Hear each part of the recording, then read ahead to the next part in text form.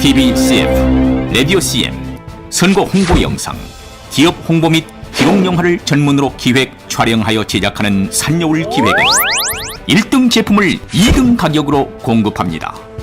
산여울 기획. 한국에서 지나가기 37번째 시간입니다. 창세기 2장입니다. 창세기 1장과 2장 관계는 이제 우리가 오랫동안 성경을 이해하는데 많은 논별점이 있는 그러한 내용이죠. 그런데 이제 1장과 2장 이러한 말에 약간 문제가 있죠. 왜냐하면 모세가 이걸 쓸 때는 1장과 2장을 구분한 것이 아니지 않습니까? 그리고 이것이 1장과 2장 절수가 완전히 구분된 것이 16세기에 결정된 것이죠. 그 이전에는 쭉 그 성경을 읽었던 것이죠. 그런데 이제 우리의 모든 신학 학문의 산물들이 이제 약 200년, 300년대 이루어진 산물이기 때문에 우리는 그 장절 개념이 아주 자연스러워요. 그러나 그 이전에는 장절 개념이 없었기 때문에 1장과 2장의 긴장관계 이러한 것이 신학에 존재하지는 않습니다. 그러면 1장과 2장의 문제 이렇게 생각하지 말고 1장과 2장을 잘 구분했는가 이렇게 이해를 하면 좀 더 좋겠죠. 그런데 창세기 1장은 31절에서 끝나는데 6째 날로 끝나고요. 2장에서 7째 날이 등장을 해요.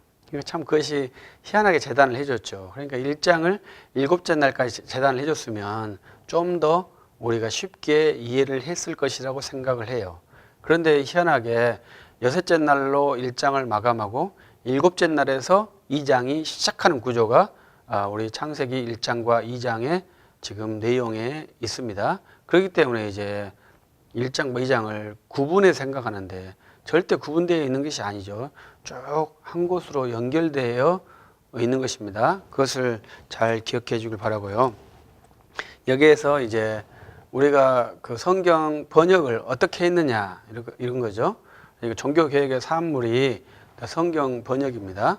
그래서 영국에서 가장 먼저 시작했죠. 그것도 이제 프랑스에서 왈도파라는 사람들이 성경 번역을 시작한 그 운동에서 영국으로 갔고 체코의 요한 후스도 왈도파에서 흘러갔고 이러한 것이 왈도파가 아주 종교개혁에 아주 근저에 있는 그런 운동 중에 하나입니다. 그래서 루터라는 사람이 성경을 번역한 유명한 사람이고요. 칼빈은 성경을 번역하지 않았거든요. 그럼 왜 칼빈이 성경을 번역하지 않았을까요? 칼빈이 라틴어로 번역한 그 번역본들은 상당히 멋있는 불어를 사용합니다. 그래도 칼빈은 불어로 성경을 번역하지 않았는데요. 그것은 칼빈이 언어 실력이 부족해서 그런 것이 아니고 더 좋은 사람이 있었기 때문에 그런 겁니다. 그래서 칼빈과 친척 관계로 아는 올리베땅이라는 사람이 성경을 번역했고요. 그 다음에 또 성경을 번역하고 그 다음에 카스텔로라는 사람이 성경을 번역했을 때 그 성경 번역에 대해서는 거부를 했죠. 그래서 이제 칼빈은 성경을 번역하는 일을 하는 게 아니라 번역된 성경을 잘 유포될 수 있도록 그것이 널리 퍼질 수 있도록 그러한 사역을 많이 했습니다. 그래서 성경이란 것이 아주 묘한 것이죠. 그래서 그 다음에 칼빈 후에 나왔던 사람이 베자인데 베자도 이제 성경을 체계적으로 정리한 사람이에요. 우리가 베자를 생각했을 때 예정론을 전택설로 강하게 한 그러한 사람이다 이렇게 생각할 수 있습니다만은 베자의 주요 공로점이 성경 사본을 아주 명료하게 확립한 것입니다. 종교 개혁자들이 이 성경을 아주 명료하게 확립해서 말씀 위에서 학생들이 공부할 수 있도록 세팅을 완료해 줬죠. 그 세팅 위에서 우리가 지금 공부를 하고 있는 겁니다. 그걸 잘 이해를 해줘야 되죠. 그래서 베자가 너무 딱딱하다 이렇게 생각하시지 말고 베자가 성경 사본을 잘 구분해서 사본을 잘 정립해 주었다 이렇게 이해한다면 좀 더 부드럽고 베자가 얼마나 실력이 좋았는지도 알 수 있을 것입니다. 그래서 이 베자가 성경을 편집하는 일을 상당히 주도적으로 많이 했고요. 칼빈 있었을 때 이 제네바 성경이 있어요. 이 제네바 성경은 스위스지만 영어로 성경을 번역한 겁니다. 이 영어 성경, 제네바 성경이 최초로 번역된 완전 영어 성경이거든요. 그래가지고 제네바에서 공부했던 영국 사람들이 그 제네바 성경을 가지고 영국에서 공부를 많이 했어요. 그래서 이제 영국에서 제임스 왕이 야, 우리 걸로 성경을 해야 되지 왜 제네바로 하냐 해서 만든 것이 킹 제임스 버전 성경이죠. 그러니까 어떻게 보면 킹 제임스 버전보다 제네바 성경이 좀 더 권위본이라고도 말할 수 있겠죠. 그것을 이제 제네바에서 한 것입니다. 그래서 이러한 탁월한 일들을 종교개혁파 신학자들이 했어요. 그러니까 딱딱하다 이렇게 하는 게 아니라 성경에 아주 박식하다 이러한 표현이 종교개혁 신학자들에게 좀 더 적당한 것입니다. 그래서 창세기 2장의 분별은 이제 그렇게 되어 있고요. 그래서 1절부터 3절까지 안식하신 일곱째 날 하나님이 안식하셨다. 그래서 그날을 복 주셨다. 이렇게 말합니다. 그래서 제가 어렸을 때 이제 학교 다닐 때 이걸 보고 약간 놀랐어요. 하나님이 안식했다. 그러니까 하나님이 안식했다, 쉬셨다 이러한 표현이지 않습니까? 왜 쉬나요? 쉬는 것은 힘들면 쉬는 거 아닙니까? 그럼 하나님이 힘들었다, 그래서 쉬셨다 이런 말이 될까요? 그러니까 하나님이 안식했다는 말은 첫 번째는 6일 창조로 모든 창조가 완성되었다 이러한 표현이 첫 번째 표현이, 두 번째 표현은 안식했다는 말은 하나님께서 무엇인가 하시려고 하신다는 거예요. 그것이 무엇이냐? 안식한 목적이 무엇이냐? 그것은 모든 사람에게도 안식을 명령했거든요. 그래서 그 안식에 사람이 할 일은 무엇입니까?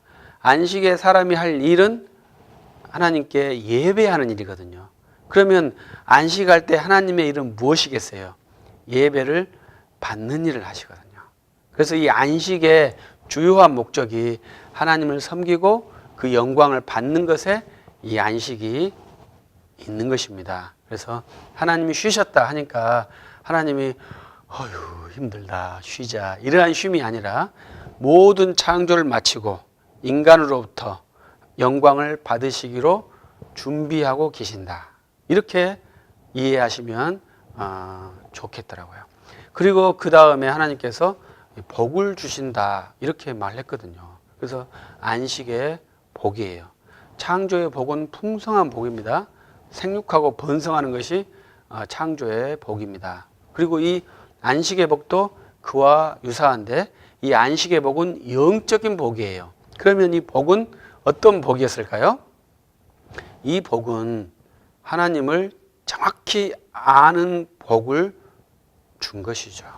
그래서 예배를 드리는 사람에게 주어진 첫 번째 복은 내가 누구에게 예배하는지를 알아서 그 내가 예배하는 분께 기도하고 예배하는 분을 의지하고 예배하는 분과 함께하는 그러한 인식이 정확한 인식이 들어오기 때문에 그것이 복이죠. 다른 것이 복이 아니죠. 그것이 복이 아니라고 생각할 수 있겠죠. 내가 시험에 합격하는 것이 복일 수도 있고 결혼하는 것이 복일 수도 있고 여러 가지 복일 수 있겠지만 그것은 잠시 복이죠. 잠시 즐거움이죠. 그러나 하나님이 함께 계시고 하나님 앞에 내가 서 있고 이것을 잘 아는 것처럼 안심과 힘과 기쁨이 되는 복은 없을 것입니다. 그래서 그 복이 이 안식일을 지키는 자에게 주어지는 복입니다. 그래서 하나님께서 6일 동안 이 땅을 창조하시고 7일째 안식하셔서 백성들로 창조를 드리는 예배를 드리는 것을 받으신 거죠. 그래서 이 아담이 6일째 창조되고 이 7일째에 하나님께 예배를 드렸다고 봐야 되겠죠. 이제 이것은 나중에 이제 또 할 수도 있겠습니다만은, 그러면 창세기 3장에서 타락이 나오는데 우리 고대 교부들은 아담이 언제 타락했느냐? 우리 아담이 이렇게 토요일 날 만들었지 않습니까? 금요일 날, 죄송합니다. 금요일 날 만들어졌고 토요일 날이 안식일이지 않습니까? 금요일 날 오후에 만들어졌는데 해 넘어가기 전에 타락했을 것이다. 이렇게 주장을 했어요. 그러니까 한 3시간 만에 타락했을 것이다. 이렇게 이해를 했어요. 그러니까 이거에 대해서 서철웅 교수님은 아니다. 하루 지나고 안식일은 보내고 타락했을 것이다. 이렇게 이해를 했어요. 그러니까 우리가 아담이 타락한 시점, 이것은 알 수는 없지만 본래 우리 고대 교부들은 하나님 창조받은 뒤 예배하지 않고 타락했을 것이다. 이렇게 주장하고, 서철원 교수님은 한 번 이상은 하나님께 예배한 뒤에 타락했을 것이다. 이렇게. 그래서 하나님께서 모든 피조물을 만드시고 그 피조 상태에서 하나님께 예배하는 그러한 구조가 있었을 것이다. 이렇게 재밌는 주장을 하기도 합니다. 그래서 인간의 고유 목적, 그것은 내가 어디에서 왔는지 아는 것입니다. 그것은 항상 인간에게 주어진 아주 희한한 숙제예요. 그래서 그것을 내가 어디에서 오는 것을 모르면요, 그 인간이 굉장히 비참해요. 그래서 좀 외람된 말이지만 고아가 왜 힘들겠어요? 엄마 아빠가 없어서 힘들겠습니까? 그렇지 않아요. 내가 왜 이 땅에 온 것인지를 잘 모르는 것입니다. 그것이 내 인생에는 굉장히 힘든 거예요. 그러나 누구든지 예수 그리스도를 믿으면 내가 이 땅에 온 목적이 하나님의 사랑과 하나님의 그 과업을 위해서 이 땅에 왔다는 것을 정확히 알기 때문에 힘이 나죠. 그렇기 때문에 그것이 얼마나 큰 복입니까? 하나님은 말 못하는 장애인도 영으로, 마음으로 힘있게 기도하면 그 음성을 들으실 수 있는 그러한 완전하신 우리 아버지잖아요. 그런데 뭐가 부족하겠습니까? 그래서 하나님께 나아가는 자는 모두가 다 복을 받는 것이죠.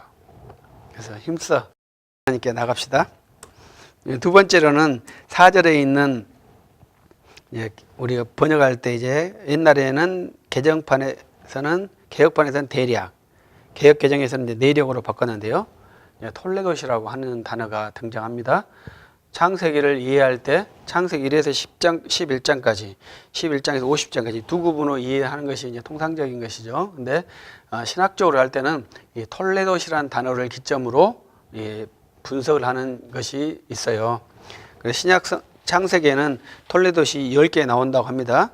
구약 성경에서는 톨레도시 39회가 나오는데 창세기에서만 10개가 나와요. 그래서 이 창세기 2장 4절에서도 내력, 이것은 톨레도시라고 번역하는 그러한 족보에 관한 것입니다. 그렇기 때문에 2장은 새로운 창조의 서술이 아니고 1장의 창조에 대한 내용을 세부적으로 잘 기록한 것이라고 보아야 하는 것이죠. 그래서 1장과 2장은 새로운 창조의 내용이 아니고 1장에서 더 세밀하게 나오는 것이죠. 1장에서는요, 여호와라는 단어가 나오지 않고 2장에서는 여호와라는 단어가 나옵니다.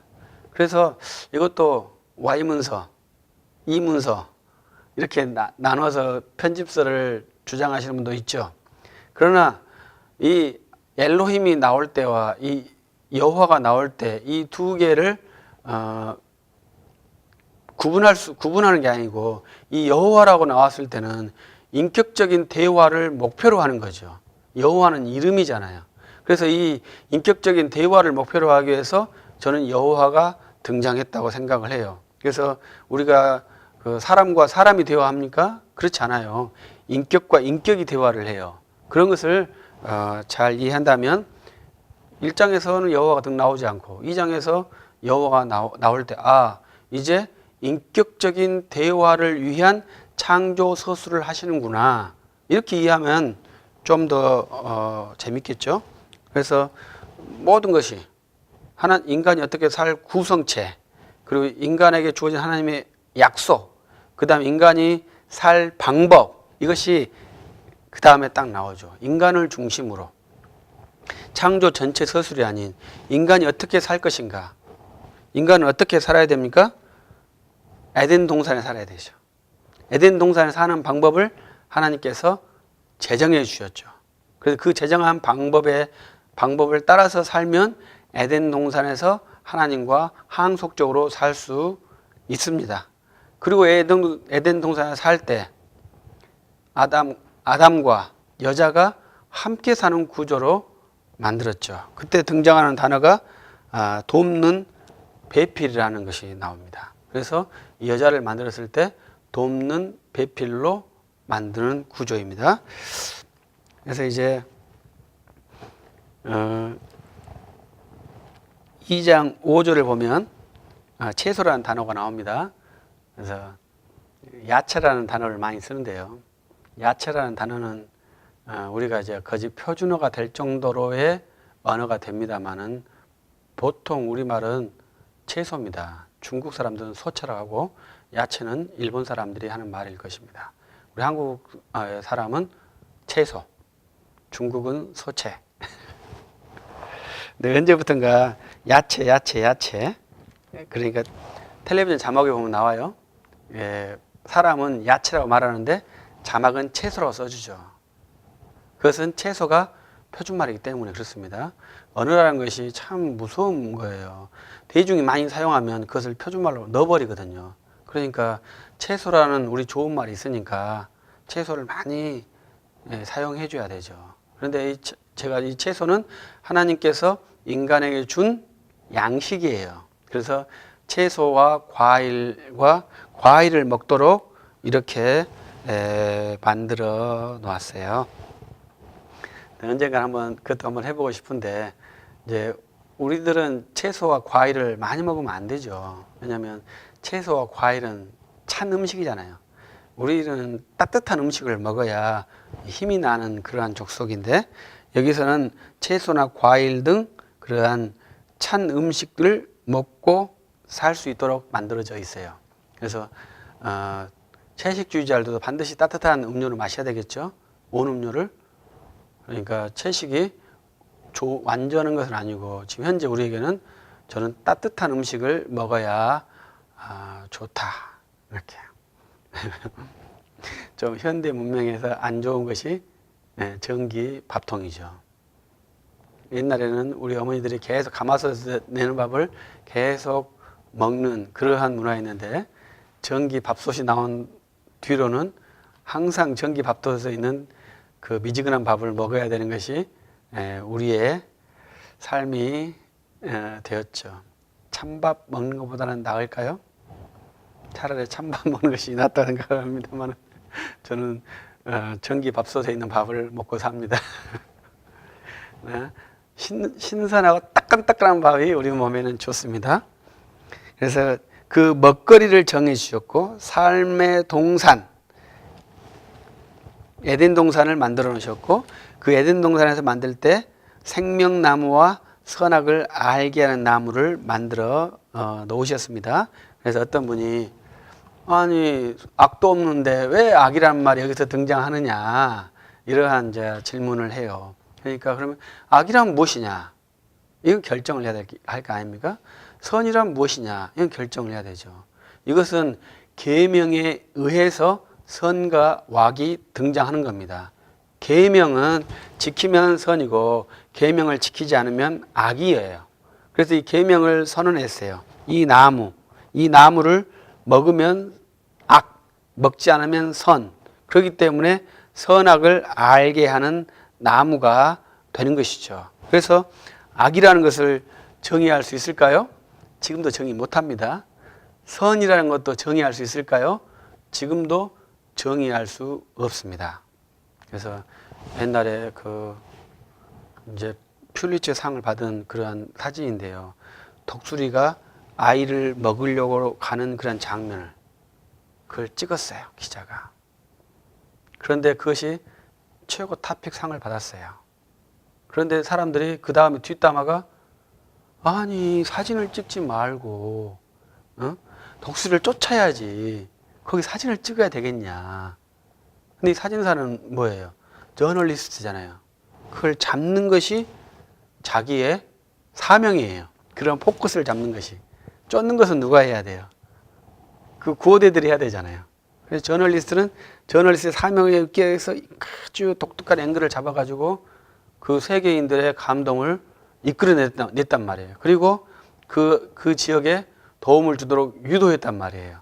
그런데 결국은 누가 인간적이냐 이러한 질책에 괴로워했다는 거죠. 그럼 그 저널리스트가 그 사진을 찍어서 그 지역에 많은 그 구호물자를 공급하게 한 것이 선입니까? 아니면 그것을 쫓지 않고 사진을 찍은 형태가 악이겠습니까? 선과 악을 구분할 수 없죠. 그것이 선과 악을 구분할 수 없는 아주 애매한 상태예요. 그래서 저는 선을 살리는 것을 목표로 하고 악은 무지를 혼돈으로 이끄는 것을 저는 악이라고 생각을 해요.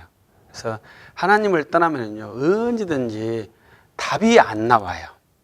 왜 우리가 이혼을 안 해야 되고 왜 내가 부모님의 말씀을 들어야 되고 왜 이것이 다 있는데 하나님을 빼버리면 답이 안 나와요. 그러니까 이혼도 하고 동거도 하고 동성애도 하고 다 하지 않습니까?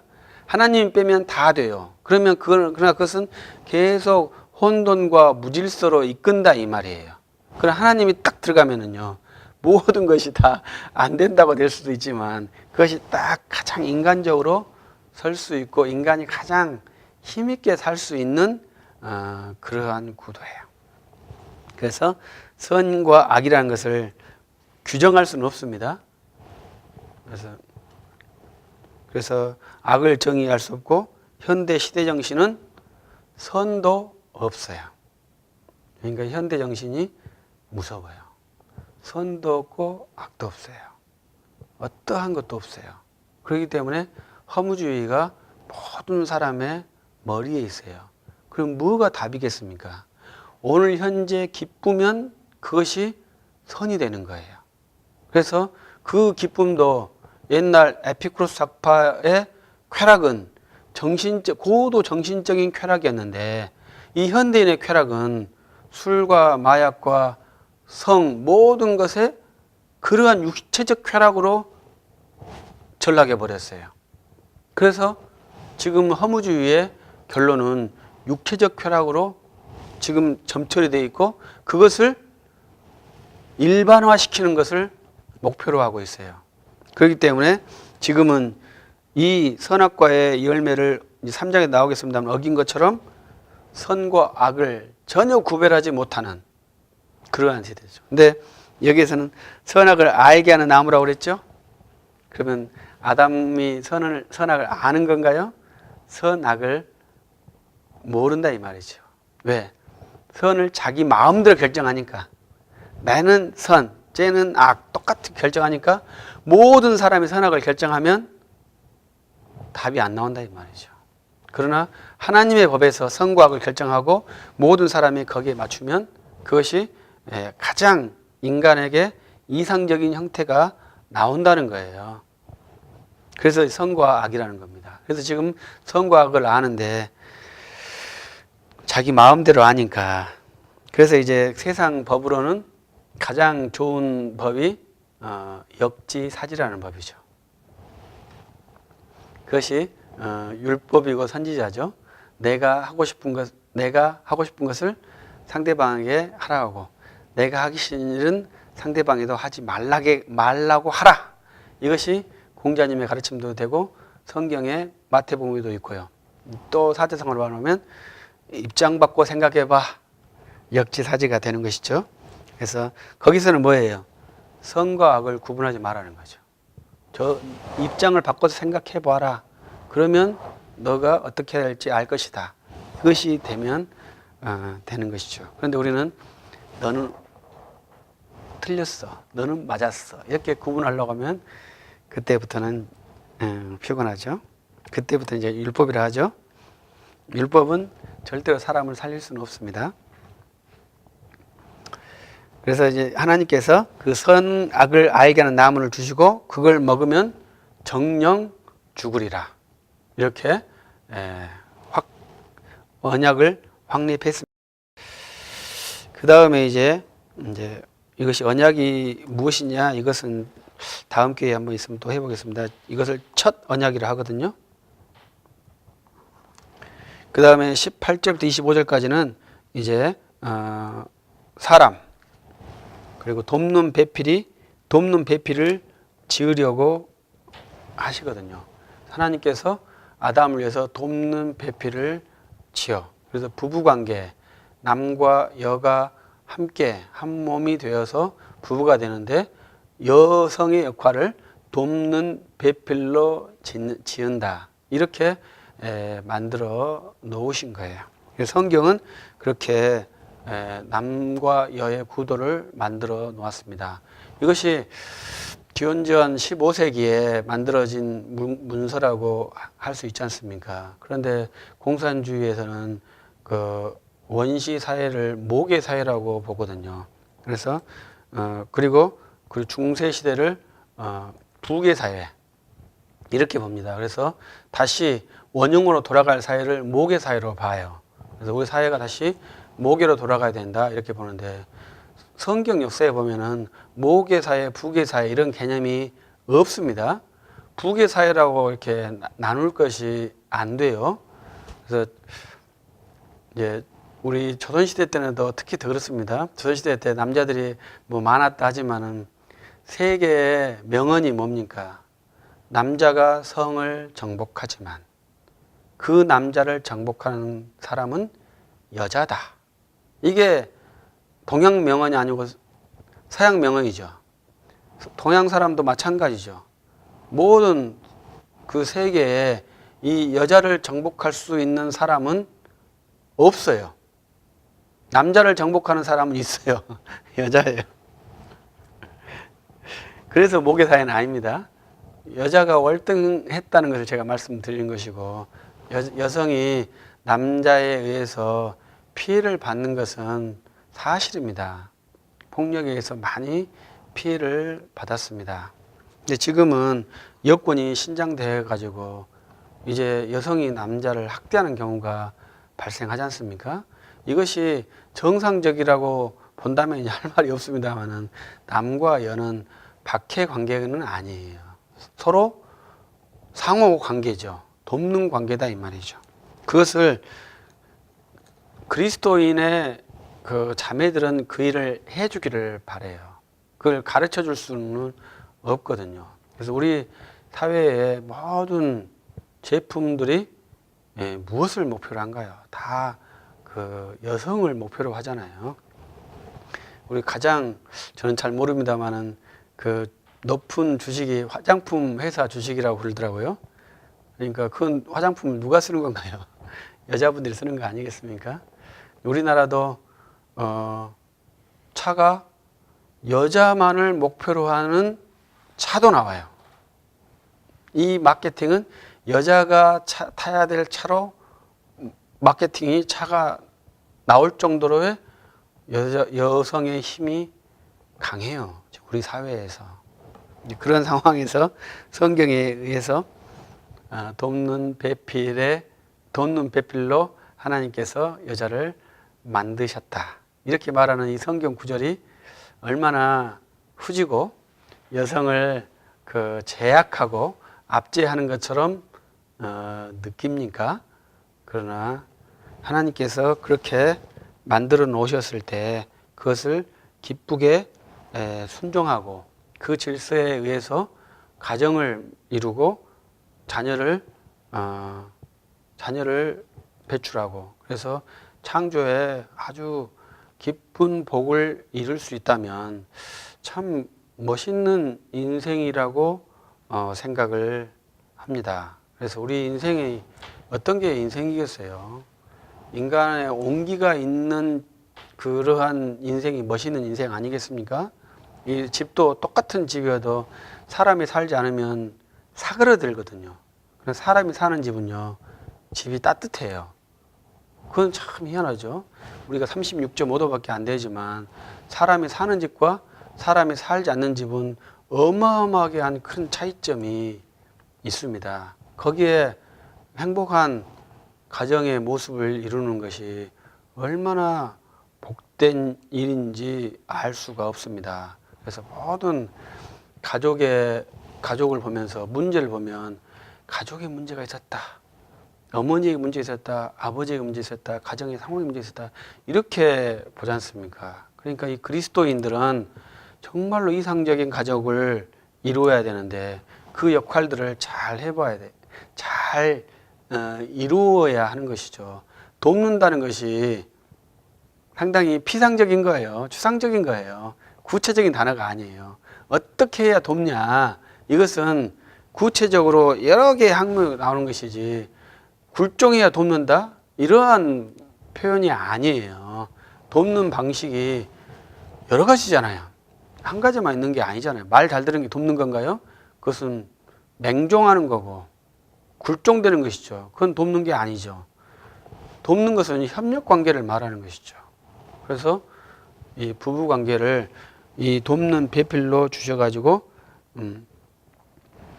아담이 그 돕는 배필을 받아서 도움을 받아서 일을 하고요. 아담이 그 여인을 보았을 때 내 뼈 중에 뼈, 살 중에 살이라. 남자의 치하였은즉 여자라 부른다. 이렇게. 아담이 참 재밌는 표현은 우리가 시인은요 하나님께 찬양할 때 드린 시인데 아담이 이 내 뼈 중에 뼈, 내 살 중에 살이라 이렇게 한 거 시거든요. 여자를 보고 얼마나 감탄하고 즐거웠으면 시가 터져 나와 버렸어요. 그렇게 멋있는 하모니가 남과 여에 있어요.